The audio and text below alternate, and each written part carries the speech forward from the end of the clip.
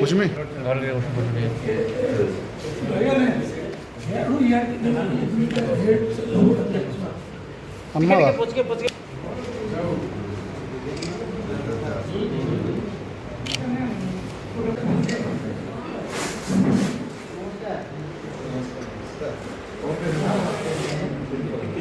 आज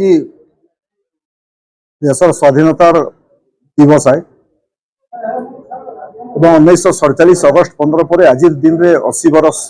स्वाधीनता दिवस पालन हो सारा भारत वर्ष में धूमधाम रे स्वाधीनता दिवस आम पालन करुँ ये अवसर में खुशी विषय है बरगढ़ पदमपुर बार एसोसिएशन संगठन तरफ वकील संघ तरफ सामाजिक उत्तरदायित्व निभावार के जाकर स्वाधीनता दिवस अवसर में वृक्षारोपण कार्यक्रम एवं प्रथम थर लगी गोटे ब्लड डोनेशन कार्यक्रम वकील संघ पदमपुर तरफ आयोजन कराई जेमती वकील बंधु माने एवं तार संगे संगे अन्य सदस्य माने भी उत्साहित आज ब्लड डोनेशन कैंप रे सामिल होइछन अनेक संख्यार मुझे अवसर में वकील संघर सभापति संपादक समस्त सदस्य मान शुभेच्छा अभिनंदन ज्ञापन करुचे जे सामाजिक उत्तरदायित्व निभेक वृक्षारोपण ब्लड डोनेशन कैंप स्वाधीनता दिवस अवसर पालन कर कारण एवं आसुन आज दिन आम 80तम स्वाधीनता दिवस पालन करुचु देशर यशस्वी प्रधानमंत्री नरेंद्र मोदी 2014 जिते बेले देशर प्रधानमंत्री हिसाब से दायित्व नेले 2047 जिते बेल के आसवा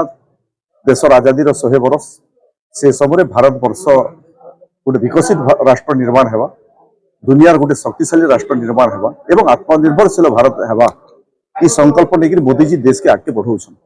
ओडिशा रे भी मोहन माझी नेतृत्व रे जेन सरकार अच्छे 2036 रे जिते बेले ओडिशा राज्य प्रतिष्ठा तार 100 वर्ष पूरा करवा से समय ओडिशा भी गोटे विकसित ओडिशा समृद्ध ओडिशा गठन हेबा आसुन आमे भी संकल्प नेमा आमर राष्ट्र के आमर माँ माटी के आमर देश के दुनियार गोटे शक्तिशाली राष्ट्र निर्माण करबार आज दिन में आमे समस्त संकल्प आनंद कुमार पंडा सभापति वकील संघ पदमपुर देखो वकील संघ माने सामाजिक कार्यक्रम बहुत कम देखवार के मिलसी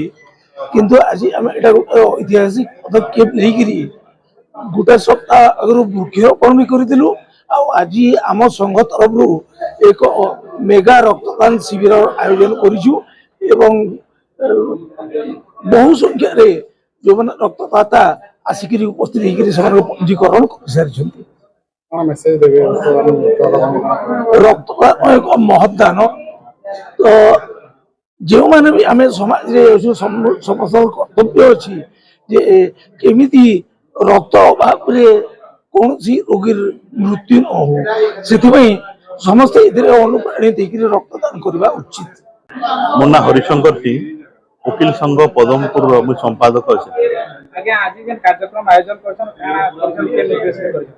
सर्वप्रथम तो 80तम स्वाधीनता दिवस रे समस्त को भारत समस्त नागरिक मान को अनेक अनेक शुभेच्छा और शुभकामना प्रथम थर लगी पदमपुर वकील संघ तरफ आज ये पवित्र दिन में गोटे रक्तदान शिविर आयोजन करें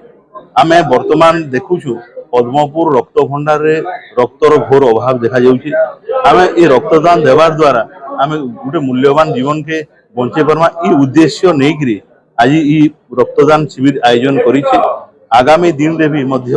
ये अंचल उन्नति और विकास लगी पद्मपुर वकील संघ यथा संभव चेष्टा करवा।